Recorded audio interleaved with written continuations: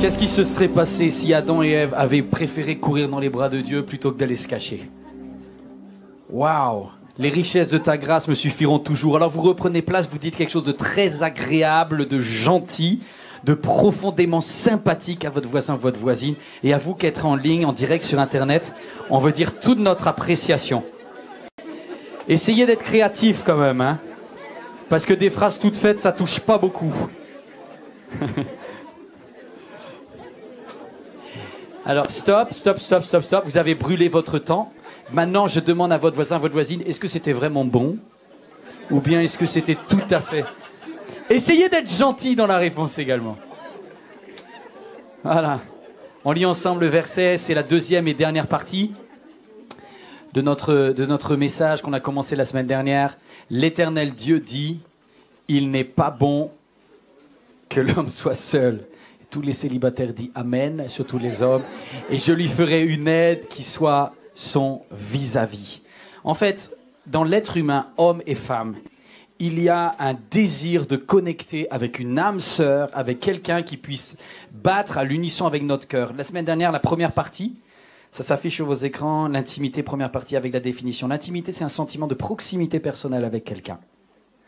C'est une connexion affective très étroite qui produit des expériences communes. Et je vous avais quitté en vous disant qu'il y avait comme un cœur dans tout être humain qui cherche avec une pièce manquante. Il y a un manque de solitude. Pourtant, il a un job de rêve, Adam. Il est dans le plus bel endroit du monde, avec le meilleur travail du monde. Il n'a besoin de rien. Il est comblé dans toutes ses richesses matérielles. C'est un paradis. Comme quoi, même le matériel ne pourra jamais être comblé. Il manquera toujours quelque chose. Et Adam va dire merci Dieu pour ce jardin d'Éden, c'est un paradis, c'est vraiment super. Mais il me manque un vis-à-vis. Et Dieu va répondre en envoyant tout d'abord les animaux sauvages. Il va lui faire un parc zoologique de fous. C'est des girafes qui arrivent, des rhinocéros, des cochons d'Inde, des lapins, des chevreuils. Il y a tout. Et il va nommer un à un. Il va essayer de connecter. Il se dit j'ai fait la totalité des animaux. Il n'y en a aucun qui est assez domestique pour moi. Je ne vois pas mon vis-à-vis là-dedans. Alors Dieu va faire tomber Adam dans un profond sommeil. La leçon que j'avais retenue, que la Bible enseigne, c'est qu'on veut tous l'intimité, mais est-ce qu'on est prêt à payer le prix?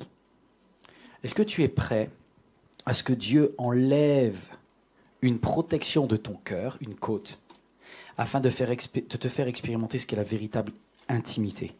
On ne peut pas créer une intimité sans prendre le risque de souffrir.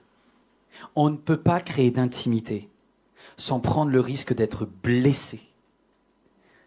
Il n'y a plus de amen. Mais je sais, la semaine dernière non plus. C'est pas d'intimité sans vulnérabilité.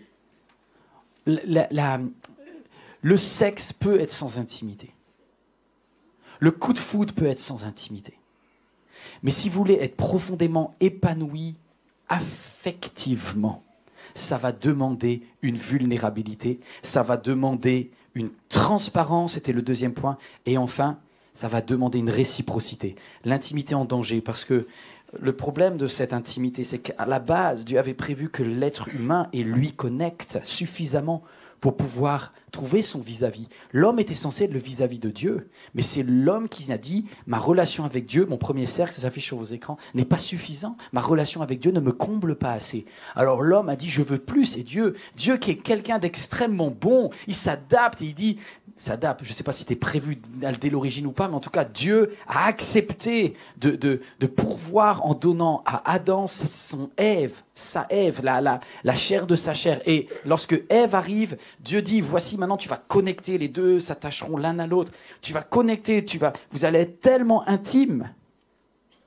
Alors je me dis, mais comment ça se fait qu'on en est arrivé là? C'est parce qu'au lieu de rester dans le premier et le deuxième cercle, les êtres humains sont rentrés dans un troisième cercle. Écoute bien, si tu ne développes pas ta relation avec Dieu, que tu ne construis pas ton intimité avec ton conjoint, tu risques de chercher ton intimité auprès d'un serpent. Le serpent était le plus rusé de tous les animaux des champs. Il l'attendait ce moment-là. Et je vous avais dit, garde ton cœur plus que toute autre chose, car de lui jaillissent les sources de la vie. Attention aux connivences. Tu ne peux pas avoir des connivences telles que tu les entretiens avec ton collègue de travail. Ce n'est pas possible. Il faut arrêter ça. Il faut arrêter ça parce que cette personne-là si elle ne fait pas partie du cercle de Dieu ni du cercle de ton conjoint, elle n'a pas à rentrer dans ton intimité. Bon, ça c'est pour Ève, mais pour Adam. Adam, tu es où? Où est le Adam, le protecteur? On t'a demandé, Dieu t'a confié une mission, un travail de rêve. Tu avais un arbre à protéger, c'était pas compliqué quand même. Tu veux être un leader, on te demande de protéger l'arbre de la connaissance du bien et du mal. Et Ève prit donc du fruit et en mangea. Elle en donna aussi à son mari qui était avec elle et il en mangea. Et j'avais terminé avec cette pitoyable confession publique. C'est que la semaine dernière, date de l'anniversaire de ma femme, étant physiquement présent, mais mentalement, affectivement absent, j'ai zappé, j'ai oublié de lui dire « Joyeux anniversaire, ma chérie ». Et c'est en partant qu'elle me l'a rappelé. « Et Yvan, tu te rends compte qu'on est à côté l'un de l'autre et que tu as oublié la honte de ma vie ». Et c'est parce qu'on peut être physiquement présent, mais affectivement absent. Et c'est vrai pour l'homme, c'est vrai pour la femme. Attention, l'intimité, ça dépasse la présence. L'intimité, c'est être émotionnellement disponible. Bon, j'arrête là. Vous réécoutez la semaine dernière. Deuxième partie, intimité. Aussitôt, les yeux de tous les deux s'ouvrirent et ils se rendirent compte qu'ils étaient nus. Alors ils se firent des pagnes en cousant ensemble des feuilles de figuier. Très intéressant. Quel est leur problème? Leur problème, c'est la nudité? Non. Mais ils vont répondre à un problème intérieur par une solution extérieure. C'est tellement classique. L'être humain, lorsqu'il se sent sale à l'intérieur, au lieu de régler ce problème de corruption intérieure, Ève, elle vient de casser son intimité avec Dieu. Elle vient de casser son intimité avec son mari, et au lieu de résoudre le problème en confrontant à l'intérieur et en arrachant la racine du péché, elle va dire, on va mettre des feuilles à l'extérieur, comme ça ne va pas se voir. Et c'est un esprit c'est très intéressant, parce que c'est le premier esprit religieux. C'est, tant pis, on a perdu notre communion avec Dieu, mais sauvons l'apparence. Je peux garder mon caractère de cochon, je peux continuer mon hypocrisie, ma méchanceté, mes paroles assassines, mais du moment que je m'habille avec une jupe suffisamment longue et que je ne mette pas de mascara, alors c'est OK devant Dieu. Vous voyez un peu l'idée? C'est un peu ça. C'est si je sauve l'extérieur, alors les autres ne verront pas mes péchés intérieurs. Je suis très très méfiant en vieillissant. Plus un homme est critique et cynique sur l'apparence des autres, plus à l'intérieur ça pue. Quand vous faites vraiment la guerre aux autres, du genre à chaque petite paille que vous arrivez à trouver dans l'apparence de l'autre, en général, il y a une méchante poutre à l'intérieur qui ne te rend pas capable de regarder ton propre péché. C'est incroyable cette solution, ce réflexe que l'on a à dire « Oh, sauvons les apparences extérieures » plutôt que de régler le problème intérieur. Écoutez ce que Jésus dit. Jésus dit « pharisiens aveugles ». Et les pharisiens, ça fait 1000 ans qu'ils étudient les textes de la Torah, qu'ils connaissent le Pentateuque par cœur. Ils sont capables de vous sortir toutes les règles, les petites règles sur la menthe, sur le cumin dans la Bible. Mais Jésus leur dit « nettoie d'abord l'intérieur de la coupe et du plat afin que l'extérieur aussi devienne pur. » Malheur à vous, spécialistes de la loi, pharisiens hypocrites, parce que vous ressemblez à des tombeaux blanchis qui paraissent beaux à l'extérieur, des super évangéliques pratiquants, mais qui, à l'intérieur, sont pleins d'ossements morts et de toutes sortes d'impuretés. Vous de même, de l'extérieur, vous paraissez juste aux hommes, mais à l'intérieur, vous êtes pleins d'hypocrisie et d'injustice. À ceux-ci, tous connaîtront que vous êtes mes disciples si vous avez véritablement de l'amour les uns pour les autres. C'est pas tes grandes déclarations, c'est pas tes grandes prières, c'est pas ce que tu mets à l'extérieur, c'est ce qu'il y a à l'intérieur. Alors ils entendirent la voix de l'Éternel. C'est étonnant, ils sont aveugles mais ils sont pas sourds. Hein. Ils entendirent la voix de l'Éternel qui parcourait le jardin le soir. Chaque soir, écoute ça, chaque soir Dieu veut connecter avec l'être humain. Ça c'est quelque chose. Pourquoi? Parce que le Saint-Esprit vient te nettoyer. Ah, vous comprenez pas ça. Moi j'ai pas compris ça au début. Je me suis dit mais le péché, quand est-ce qu'est arrivé le péché? Et je pensais naïvement que le péché était venu après avoir pris du l'arbre. Mais non. Parce que Satan existait avant. Et regardez bien ici, c'est un peu théologique, c'est un peu compliqué aujourd'hui, je suis désolé. Le péché existait avant que Ève et Adam mangent. Le péché était déjà présent. Ils n'avaient pas conscience du bien et du mal comme aujourd'hui, on va voir ce que c'était d'ailleurs, mais ils avaient déjà des salissures. Et c'est pour ça qu'il fallait un gardien en jardin. Pourquoi on aurait gardé un gardien? Pourquoi on aurait gardé un jardin s'il n'y avait pas de danger? C'est que Dieu avait mis dans l'homme un leadership contre le péché. un leadership de protection, un leadership de sauvegarde. Parce que le péché existait, Satan existait. Et Adam, c'est pas la première fois qu'il rencontrait le serpent, zut. Qu'est-ce qu'il faisait à laisser sa femme avoir des connivences avec le serpent? Il le savait que c'était l'animal le plus rusé du jardin. Bref, je continue. Je reviens à moi. Je me rappelle un jeudi soir où lorsque j'étais venu à la réunion de prière, c'est pas moi qui leadais, j'étais juste dans ma chaise comme tout le monde. Et j'essayais de prier. J'avais l'impression que ma prière, elle était, comment dire, un peu une petite gêne dans ma prière. Je dis, Seigneur, c'est bizarre. Je sais que je suis sauvé, que tu m'as purifié, que je suis propre devant toi. Alors pourquoi, lorsque je prie, je me sens un petit peu sale? Pas un malaise, juste une petite gêne. Et c'est là où je suis tombé sur ce texte où Jésus dit aux disciples, juste avant sa mort, « Venez, je vais vous laver les pieds. » Il y en a qui disent « Mais non, tu ne vas pas me toucher, c'est bon. » Et Jésus dit « Mais non, je ne vais pas vous baigner. Celui qui est en moi est déjà entièrement pur. Il vous suffit de vous laver les pieds. » Pour moi, c'est exactement ça ce qui se passe ce soir-là. C'est que l'Esprit de Dieu vient chaque soir dans le jardin. Et le jardin est propre. C'est le boulot de l'homme.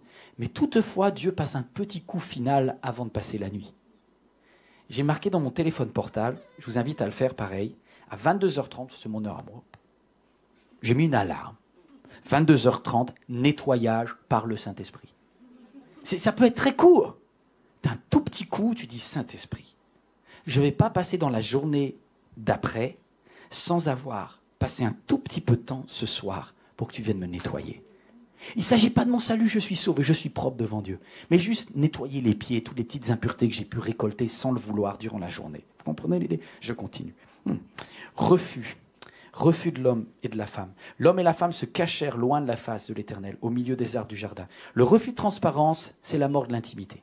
Si tu n'es pas transparent, on arrête. Ça, c'est la règle d'or avec Dieu. Intimité égale transparence. Pas de transparence, pas d'intimité. Imaginez la scène. Dieu est au ciel, il maîtrise tout. Il voit ce qui se passe dans le jardin. Il a son drone qui est déjà dans l'arbre. Il a les images en 3D. Il y a 4 anges qui ont utilisé leur système d'alarme. Ils disent, alarme dans le jardin, gros problème. Le serpent est en train de flirter avec Ève et ça va finir mal, cette histoire. Et Dieu laisse cela se passer. C'est d'ailleurs choquant, mais Dieu laisse tellement Ève et Adam libres qu'il les laisse faire n'importe quoi. Et tout le système, les anges, le ciel doit être sans dessus-dessous. Mais Dieu laisse, et le péché percute le cœur d'Adam, percute le cœur de Ève, et ils se sentent nus, ils se réalisent sales, et ils finissent par se détester. Sauf que Dieu n'a pas utilisé ce qui aurait été naturel. Regardez, si Dieu avait été un être humain normal, il aurait dit « Ah, je vous avais dit, si vous touchez, vous mourrez. J'appuie sur le petit bouton rouge, poum, c'est fini. Vous êtes poussière, tout le monde est retourné à la poussière. » Si Dieu détestait le péché, écoutez bien, c'est un peu paradoxal ce que je veux dire. Si Dieu détestait le péché autant que tu penses, il ne descendrait pas. Bien sûr, il déteste le péché. Je ne suis pas en train de dire qu'il aime le péché. Mais il n'en a pas peur. Peut-être plutôt que le mot détester, c'est le mot avoir peur. Adam et Ève ont peur de leur péché. Mais Dieu, lui, il vient, il confronte direct. Et il vient les chercher et il leur dit, là, il y a un problème, les amis. Écoutez bien cela. Dieu est moins écœuré par ton péché que par ta réaction après le péché. Ça, c'est une valeur partout dans la Bible. Est-ce que vous avez déjà passé un examen, je ne sais pas moi, par exemple le bac? Quand vous passez le bac, vous avez un examen, vous réussissez ou vous ratez. D'accord? En fonction de ce que vous mettez sur la feuille, vous pouvez complètement vous manquer. Moi, j'avais des élèves hyper stressés, j'étais prof quand même pendant des années. J'avais des élèves qui étaient une attitude géniale toute l'année, qui bossaient leur cours, mais au moment de passer l'examen, ils perdaient tous leurs moyens et devenaient nuls. Elles me rendaient la pire copie du monde et c'est pour ça qu'il y avait le rattrapage à l'oral. Et c'est ce que Dieu va faire. Dieu est prêt à te donner une chance, même si tu as raté ton examen, parce que pour lui, il ne focalise pas tant sur la copie que tu as rendue, sur ton attitude. L'Éternel regarde au cœur, plus qu'à la copie.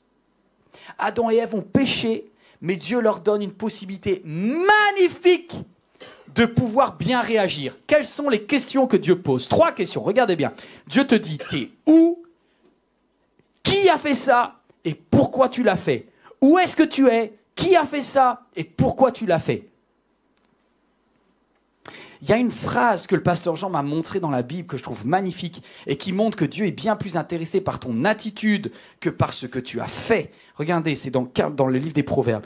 Car même si le juste tombe 7 fois, il se relèvera. Moi, au bout de 2 fois, je n'aurais pas dit qu'il était juste, le monsieur. Hein. Vous voyez l'idée? Comment il peut tomber 7 fois et être encore injuste? C'est parce que Dieu est plus intéressé par ta réaction après le péché que par le péché lui-même. Et c'est cette chance-là, cette grâce-là, que Adam et Ève ont gâché, ils sont impardonnables. Parce que leur réaction a été encore plus nulle que leur péché. Regardez qu'est-ce qu'il répond. Déjà le monsieur là. Mais l'Éternel Dieu appela l'homme et lui demanda « Où es-tu » Et là, c'est le premier enfumage massif, où il va répondre tout sauf à la question. Je t'ai entendu, attends, c'est pas la question, dans le jardin, et j'ai eu peur, car je suis nu, alors je me suis caché, donc bref, tu sais pas où je suis. Mais c'est nul comme réponse. Et c'est un homme qui esquive, en fait. C'est-à-dire, il y a un moment où Dieu te dit, tu en es où dans ta vie avec moi? Bah écoute, là, Dieu, je me sens pas trop pas trop. Mais sois vrai. Si tu te sens mal, tu te sens mal. Si tu es là, tu es là. Si tu n'es pas là, dis pas que tu es là. Ne dis pas, Seigneur, je viens à tes pieds, je viens à la croix si tu n'y viens pas. Tu n'es pas obligé d'aller à la croix. Tu n'es pas obligé de demander pardon. Mais si tu fais semblant, reste à ta place. Arrête de jouer avec celui qui a plus qu'un GPS divin sur ta vie. C'est une question rhétorique. Est-ce que tu comprends que, Adam, tu crois que Dieu ne sait pas où tu es? Tu le prends pour qui? Vous avez déjà vu ces petits-enfants qui jouent au loup? Moi, j'ai ma petite fille Shaina, elle met ses mains devant ses yeux, elle dit « Papa, tu sais pas où je suis ?» Je dis « Mais non, mais il n'y a que toi qui t'aveugles avec tes mains, ma chérie. » Je fais semblant de ne pas savoir où tu es, mais je sais très bien où tu es. Et c'est pareil avec Dieu, quand tu joues avec Dieu en disant « Dieu, voilà, je suis pas un petit peu... Tu vois, Dieu, j'ai un petit pied dans le péché, mais je n'ai pas trop. » Mais Dieu, il sait tout de toi. Il sait quand tu te lèves, il sait quand tu te couches, il sait quand tu pars, il sait quand tu t'assieds, il connaît tout. Avant même que tu penses, il pense. Deuxième question. Donc la première mauvaise réponse. Deuxième question, qui? Dieu dit, qui t'a appris que tu es nu? Aurais-tu mangé du fruit de l'arbre dont je t'avais défendu de manger? Et Adam répondit, c'est la femme auprès de moi qui m'a donné le fruit. Et c'est plus qu'agaçant de la part de Dieu lorsqu'il te dit qui a fauté. Qui a fait ça? Tu dis c'est un peu la faute de l'autre. Ben, si c'est la faute de l'autre, on ne va pas pouvoir parler ensemble. Vous savez, dans un couple, c'est très dangereux lorsque l'un et l'autre commencent à dire « Oui, mais c'est un petit peu de ta faute aussi ». S'il y a quelque chose qui n'attire pas la faveur de Dieu, c'est quand tu dis « Joker 50-50 ». J'ai envie de te dire, de toute façon, Dieu a prévu de parler à la femme derrière. Il sait qui a fait ça, il le sait très bien. Mais il est intéressé pour ta présentation de la chose. Vous voyez ce que je veux dire? Dieu, la façon dont tu te repens détermine la solution adoptée par Dieu. Si lorsque tu te repens en mettant une partie de la faute sur l'autre, c'est foutu. D'accord, ok. Ben, le faisons pas alors. Parce qu'on joue avec le feu quand on fait ça. Il va répondre, c'est la femme que tu as mis. En fait, Dieu, c'est un peu de ta faute aussi, hein, parce que s'il n'avait pas placé à mes côtés, tu vois, avec le zèbre, j'avais pas de problème. Hein. Ouais, mais bon, c'est un peu limite comme argument. Pourquoi Dieu... Regardez, pourquoi? L'Éternel Dieu dit à la femme, pourquoi as-tu fait cela? Il faut croire qu'elle n'est pas plus intelligente que lui. Hein. Elle répond aussi à côté. Elle répond, et attendez, le pourquoi, c'est Ève. Là, écoutez, regardez là. Ève, la question c'est, qu'est-ce qui te manquait au point d'échanger notre intimité contre ce truc? C'est une chance incroyable que Dieu pose à Ève. Il propose à Ève d'aller à l'intérieur, de comprendre les racines de l'intimité cassée. Et elle répond, c'est le serpent, hein. C'est encore l'autre, hein. Et j'en ai mangé. Voilà, je suis victime. Je suis un dommage collatéral de cet abruti de serpent.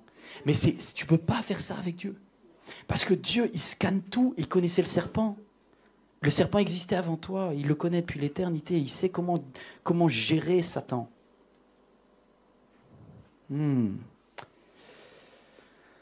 Alors là, après la réponse du « où » à côté, le « qui » à côté, le « pourquoi » à côté, Dieu dit « je vous mets de côté. Vous dégagez. C'est fini, on arrête là. On arrête. Votre péché est détestable, mais votre attitude, elle est bien. 3 sentences de Dieu. Je vais aller un petit peu plus vite. Sentence sur le serpent, sentence sur la femme, sentence sur l'homme. Dieu dit au serpent, tu seras maudit. Je savais que le serpent, faut croire qu'avant, soit il avait des pattes, soit il avait des ailes. S'il avait des ailes, c'était un petit dragon. C'est possible. Soit il avait des pattes, c'était un gros lézard. Mais en tout cas, là, il va ramper dans la poussière. Première malédiction, tu seras plus bas que bas. Mais il y a une deuxième chose, il y a quelque chose de prophétique entre l'histoire de l'humanité par rapport au serpent et par rapport à la femme. Vous savez, le fameux « elle t'écrasera la tête et toi tu lui mordras le talon ». C'est-à-dire qu'il y aura sans arrêt entre ta descendance. C'est-à-dire que les êtres humains de mère en fille, de père en fils, vont systématiquement affronter le mal et vont c'est ce combat que l'apôtre Paul dit quand il dit mais qui me délivrera ce corps voué à la mort, j'essaye de faire le bien, j'arrive pas, etc. C'est ce combat perpétuel de l'humanité entre le mal et le bien. On continue. Deuxième partie, la femme, la sentence sur la femme. La sentence sur la femme, elle est vraiment particulière. Premièrement, ce qui doit être le meilleur moment de ta vie va devenir un moment de douleur. Qu'est-ce qu'il y a de plus beau que de donner la vie? Enfin, vous savez, c'est quand même extraordinaire quand tu entends le « ouah ». C'est magnifique. Même une femme au cœur dur, enfin, en général, normalement, il y a toujours des exceptions, mais dites pas à une maman que son bébé est moche. Même si c'est vrai, elle va le trouver très beau, enfin la plupart du temps. Sauf si elle est hyper lucide, mais alors il y a d'autres problèmes derrière. Mais répondez toujours « waouh, quel beau bébé ». Il y a quelque chose dans l'ADN de la femme qui dit que objectivement, il est beau. Il y a une joie à être mère, d'accord? Il y a une joie à être maman. Sauf que avant le « ouah », il y aura le « aïe ». Ça, c'était pas prévu. Ça a tué les oreilles, pardon. Mais c'est cet aspect de souffrance. C'est-à-dire que ce qui aurait dû être savoureux, délicieux et parfait va être entaché de souffrance. Et le deuxième aspect, c'est ton mari. Ton mari, il dominera sur toi. Mais avant, il y a un mot un peu bizarre. Ton désir se portera vers ton mari, mais lui te dominera ou dominera sur toi. Et pendant des années, en tant qu'homme, j'ai fait une analyse d'homme. Vraiment, pardonnez-moi l'expression, de mec de base. Et je me suis dit, il y a un truc bizarre quand même. Du genre, si le mot désir est associé à la sexualité, ça donnerait quelque chose dans la tête d'un gars. La femme aura des désirs sexuels qui se portent vers son mari, mais lui dira non. Objectivement, après 15 ans d'entretien pastoraux, ça arrive, mais c'est pas la majorité en fait. Je me dis, c'est bizarre. C'est plutôt l'inverse en général, mais après, il y a des exceptions. Je dis, non, ça doit pas être ça. Jusqu'à ce que Rachel et Éric Dufour viennent éclairer ma vision et me disent, mais non, c'est un désir de positionnement et d'autorité. En fait, la femme, elle est en insécurité chronique parce que son mari n'a pas été le protecteur. Et le risque, c'est qu'elle veuille faire un principe de substitution. Vu que je suis mariée avec quelqu'un qui n'assure pas, je vais assurer pour lui. Et je serai femme et homme à la fois. Et je vais être complète sans avoir besoin de cette chose qu'on appelle un mari et qui finalement ne me sert à rien. Parce que vu qu'il n'assure pas, qu'il ne me protège pas, je vais m'auto-protéger, je vais m'auto-dominer et je vais... Et c'est pour ça que les désirs se porteront vers la position de ton mari pour prendre le leadership, pour le dégager et pour dire « moi je suis ». Il y a de cela, quand je vois aujourd'hui en Ile-de-France le nombre de mamans célibataires. Bien sûr qu'il y a un dysfonctionnement des papas. C'est terrible. C'est un des symptômes de la chute. Lorsque le père n'est pas protecteur, lorsque le père est dans la fuite, lorsque le père se cache, oui, il va falloir des femmes qui soient fortes et qui fassent le rôle de papa et de maman. Mais ça reste un dysfonctionnement.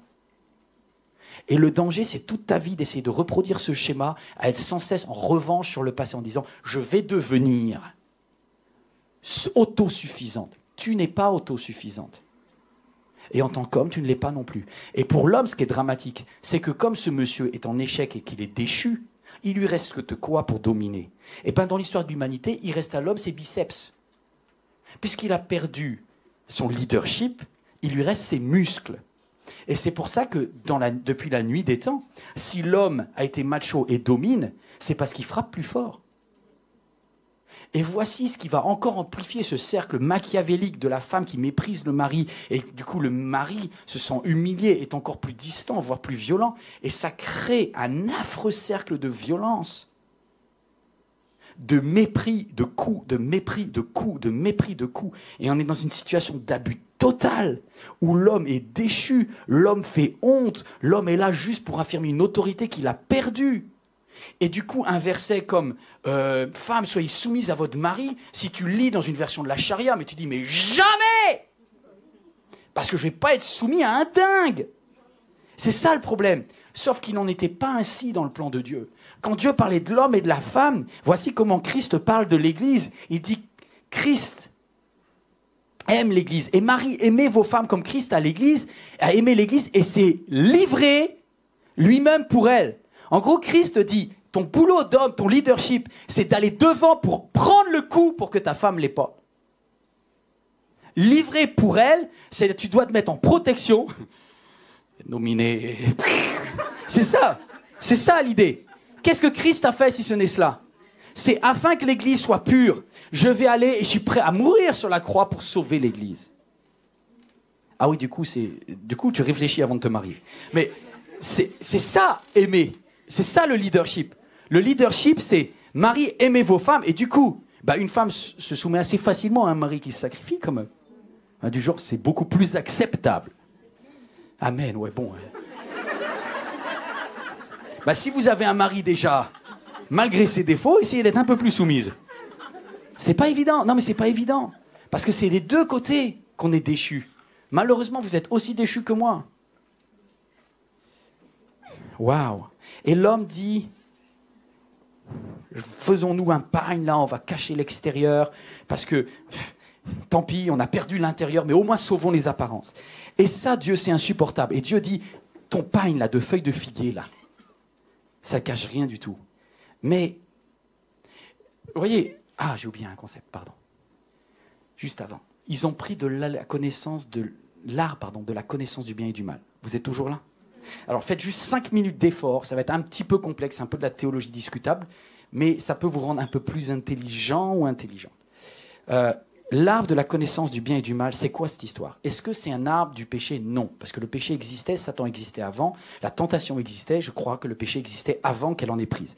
Donc il s'est bien passé quelque chose d'autre que la notion de péché qui est dans le monde. Quelle est la possibilité de cet arbre?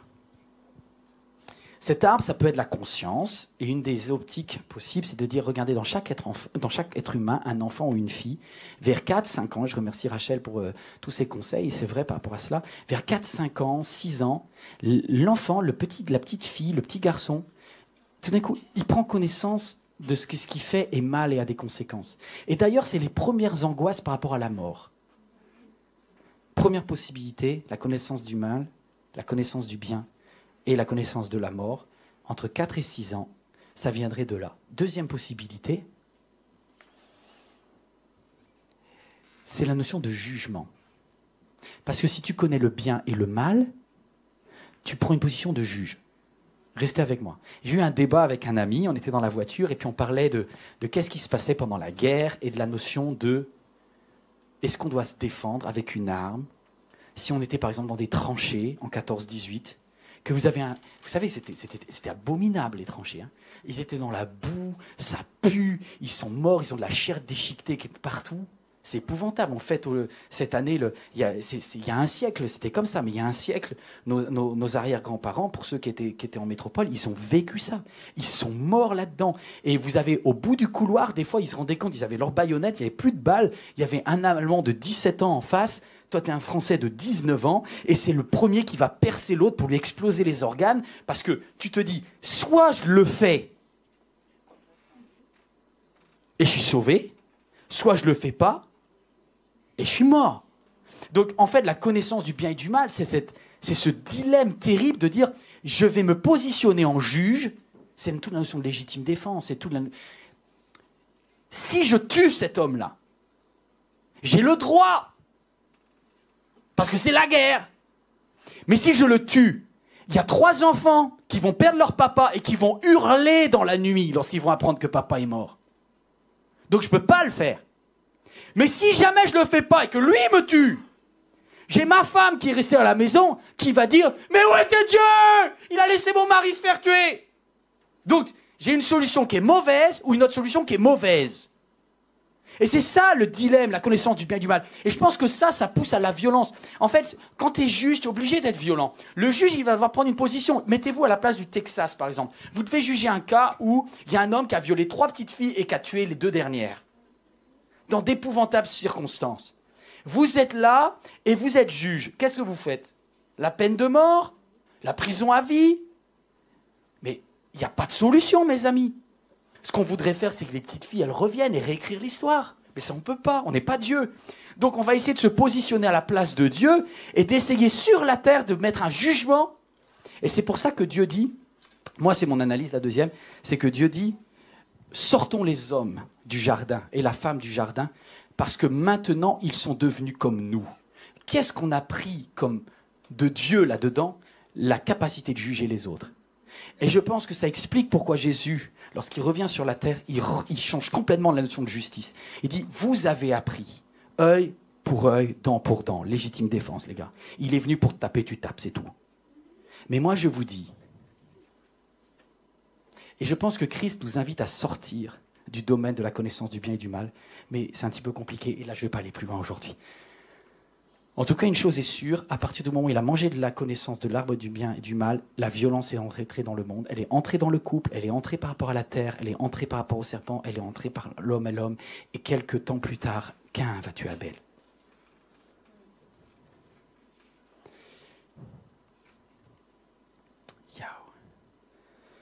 L'Éternel Dieu fit à Adam et à sa femme des vêtements de peau pour les habiller.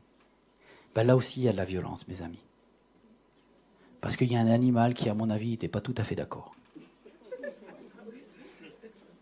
Vous imaginez le truc? Parce que l'autre, ils ont mangé, je vais y laisser ma peau. Il y a un animal qui va y laisser sa peau, parce qu'il n'y a rien d'autre que le sang. En fait, le sang, par rapport à Dieu, c'est un peu mystérieux, c'est un peu mystique ce que je vous dis, mais le sang est quelque chose qui permet une distance de protection entre toi et Dieu. Vous savez, quand on chante « Je suis revêtu du sang de sa justice », ça peut paraître un peu bizarre, nous les chrétiens. Vous venez, première fois que vous venez dans une église, vous entendez rien que le sang de Jésus. C'est particulier. Parce que c'est un concept spirituel qui date de la nuit des temps, les sacrifices, etc. Le sang a un rôle de tampon entre Dieu et la personne. Et c'est pour ça que le premier animal qui va y laisser sa peau va permettre à ce que la peau va revêtir Adam et Ève. Et ça ne va pas les sauver, ça va leur donner du temps. En fait, le sang te permet de gagner du temps avant de rencontrer Dieu. Définitivement. Et que ton corps soit déchu. Et c'est pour ça que quand Christ est mort à la croix, il n'a pas sauvé toute l'humanité, mais il a donné à toute l'humanité du temps pour rencontrer Dieu. Il est donné à l'être humain de mourir une seule fois, après quoi vient le jugement. Mais le salut est acquis, la proximité avec Dieu est restaurée. À partir de maintenant, celui qui viendra sous la croix pourra de nouveau reconnecter avec le Père. Il n'y a de salut en aucun autre, car il y a sur le ciel aucun autre nom qui ait été donné parmi les hommes par lequel nous puissions être sauvés, si ce n'est le nom de Jésus. Il s'est passé quelque chose à Golgotha, qui en fait est une protection par le sang de Jésus. une peau nouvelle. Wow, il faut que je continue. Verset 21. Car tout comme la mort a fait son entrée dans ce monde par un homme, Adam, la résurrection vient aussi par un homme. Waouh! Quelqu'un a apporté l'antivirus. Jésus. Jésus. On va un petit peu plus loin. En effet, de même que tous les hommes meurent du fait de leur union avec Adam, tous seront ramenés à la vie du fait de leur union avec le Christ. Alors, écoutez bien ça. Il y a quelque chose qu'on ne pourra pas sauver sur la terre, c'est notre corps. Cette carcasse est condamnée. Vous ne dites pas amen, mais c'est vrai. Hein, c'est foutu pour votre corps. Vous ne pouvez rien y faire.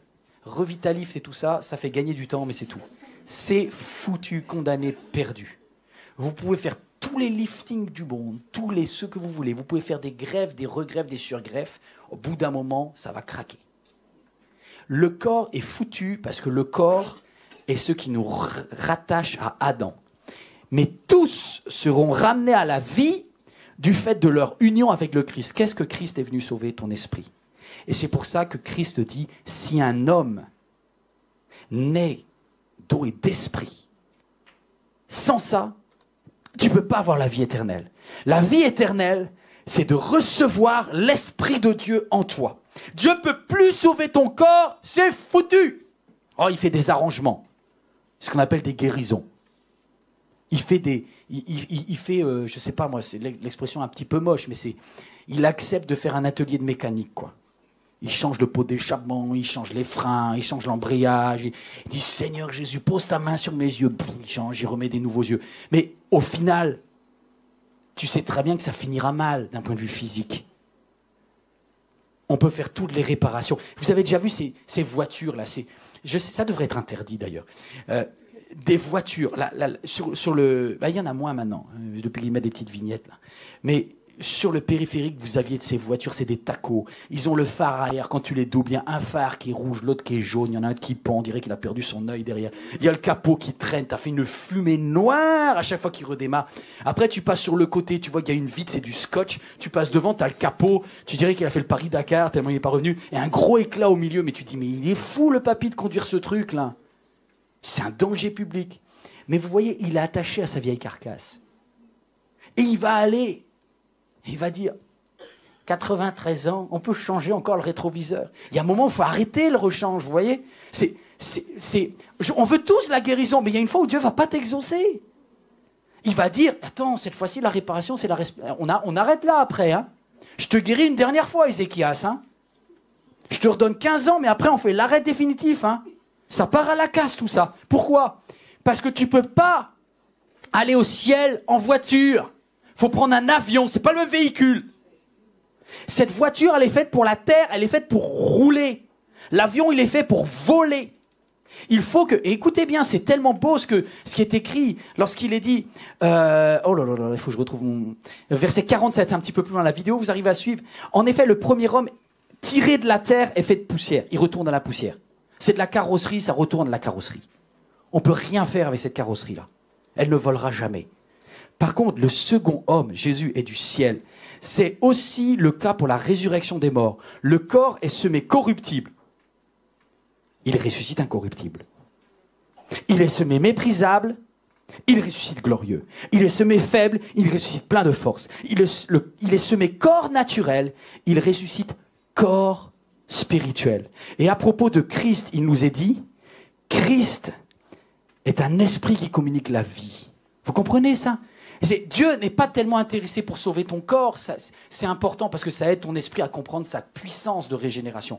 Pourquoi Dieu fait des réparations de ta carrosserie? Parce que quand tu vois que ta carrosserie va mieux, tu te dis « Ah, peut-être qu'il est capable de sauver mon esprit ». C'est pour ça que des personnes, des fois, sont guéries mais ne donnent pas leur cœur à Dieu. C'est bien dommage. Ils auraient mieux fait de rester malades et donner leur cœur à Dieu. C'est un petit peu bizarre, mais c'est comme ça. Parce que tu joues ta vie éternelle en fonction de comment tu réagis dans ton esprit. Le corps, il restera sur la terre, l'esprit part au ciel. Aujourd'hui, comprends, écoute bien ce message avant qu'on se quitte. Là. Ce que tu dois sauver, ce n'est pas ton corps.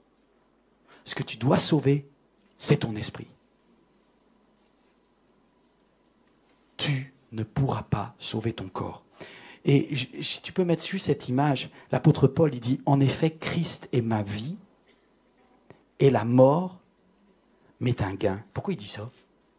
Parce que l'apôtre Paul, son corps, il était tellement cabossé, il a eu des coups de partout. Et il dit, franchement, avec l'histoire des naufrages, des tabassés, des lapidés, des laissés pour morts, des rhumatismes de partout, un œil qui part en vrille peut-être, ou des problèmes comme ça, il dit, franchement, la carcasse là, si ça tenait qu'à moi, je la quitte. Christ est ma vie. Et Christ est ma vie, je préfère le jet à la vieille bagnole. Je préfère partir dans le ciel plutôt que rester sur la terre. Et juste un petit peu plus loin, pourquoi Dieu condamne votre corps? Pourquoi Dieu condamne mon corps? Parce que c'est ce qui nous rattache à Adam. Tant que notre corps existe sur la terre, on continuera parfois à pécher. C'est pour ça l'apôtre Paul dit, mais qui me délivrera de ce corps voué à la mort? Ce corps sans arrêt, il me repousse vers le péché, vers la méchanceté, une petite parole méchante, un petit regard jaloux, un truc d'infidélité. Mon corps, il est mauvais. Alors on peut l'améliorer, avec l'esprit on arrive à éviter, et on dit laissez le Saint-Esprit travailler, et vous n'agirez pas sur les œuvres de la chair, mais ça sera tout le temps une lutte. Et c'est pour ça que Dieu dit, on est d'accord, le véhicule, on va le laisser. Hein. Parce que quand tu meurs, il y a une bonne nouvelle, c'est que le péché, c'est fini pour de bon définitif. Au ciel, il n'y a plus de problème. Non mais là, c'était bien normalement, vous auriez dû dire Amen. Au ciel, il n'y a plus de péché. Au ciel, il n'y a plus de corruption. Au ciel, votre corps est incorruptible. Au ciel, vous traversez les murs. Ben oui, moi j'ai Ethan qui m'a demandé ça. Il m'a dit, papa, comment il a fait Jésus pour sans frapper? Il arrivait directement après sa résurrection dans la pièce. Il n'a même pas dit, il a dit coucou, que la paix soit avec vous. D'où il venait le monsieur? En fait, quand tu as un nouveau corps, tu traverses les murs. Ah, c'est cool, papa. Mais oui, c'est vraiment bien, en fait. Parce que ce n'est plus un corps qui est matériel et qui peut être cassé ou abîmé. C'est un corps qui est spirituel, il est glorieux, il passe. Et c'est pour ça que Jésus dit, me touchez pas trop. Hein. Parce que vous êtes sympas, vous les corruptibles, mais on va rester différents quand même. Il a accepté avec Thomas, mais c'était limite. Hein. Mais il a accepté. Mais aux femmes, il a dit, s'il vous plaît, non, vous approchez pas trop. Chacun son état. Parce que c'est fort ce que Jésus a fait. Il savait qu'il allait laisser son enveloppe sur la terre. Et lui aussi, il a eu du mal à la fin. Hein. Parce que quand il savait dans quel état on allait mettre son enveloppe, il dit, Père, si tu peux éloigner de moi cette coupe. On est tous pareils. Hein. Le vieux taco, on veut le garder jusqu'au bout. Hein. Mais Christ dit, non pas ma volonté, mais la tienne. La mort va venir. Et Satan se dit, yes, je l'ai eu, comme les autres corruptibles. Mais comme Christ n'a pas péché, vous avez compris pourquoi il ressuscite? Parce que la mort n'a pas la puissance de garder son corps. Ah, c'est trop bon, c'est trop bon. Vous ne trouverez pas le corps de Jésus. Ils l'ont cherché, ils ne l'ont pas trouvé. Parce que le corps ne peut pas mourir, c'est un corps sans péché. Il n'y a qu'un corps qui a péché qui peut mourir. Oh, c'est trop bon. Vous êtes esprit. Vous êtes esprit plus que corps. C'est pour ça que l'apôtre Paul dit, vous êtes des êtres spirituels. Ne vous comportez pas comme des êtres charnels. On va fermer les yeux. Seigneur, qu'est-ce que tu veux m'enseigner en cet instant?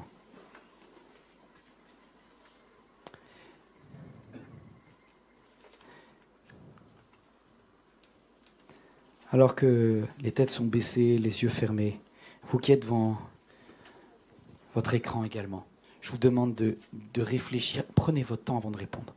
Réfléchissez avant de répondre. Où es-tu? Première question.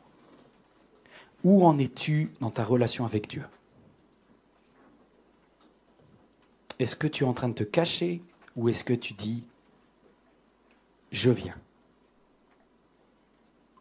Deuxième question. Qui a fait cela? Qui a fait cela? Qui est à l'origine de cette séparation entre nous?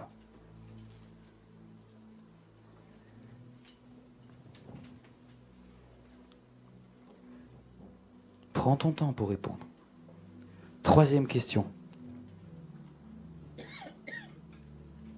Pourquoi as-tu échangé notre intimité contre ça.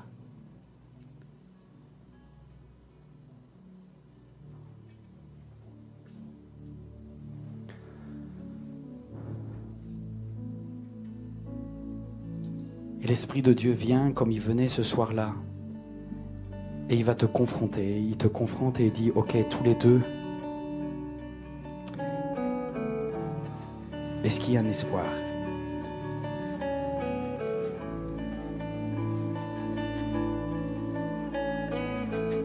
J'aurais tellement rêvé que Adam et Ève, au lieu d'aller se cacher, se mettent sur leurs genoux et disent, papa, on a perdu le plus important, c'est notre intimité avec toi. Alors on veut retrouver ce qu'il y a de plus important, notre intimité avec toi. Cher ami, j'espère que ce message vous a fait du bien et que Dieu vous a parlé pendant que vous regardiez cette vidéo. Vous avez décidé de vous approcher de lui, n'hésitez pas à aller plus loin. En tout cas, si vous passez en région parisienne, vous êtes le bienvenu ici à MLK à l'un de nos 5 cultes. Si vous désirez nous suivre sur églisemlk.fr, vous aurez accès à tous nos messages, également sur la chaîne YouTube ou encore sur Facebook. Vous êtes le bienvenu à chaque fois, c'est un plaisir de vous recevoir. À très bientôt j'espère. Merci.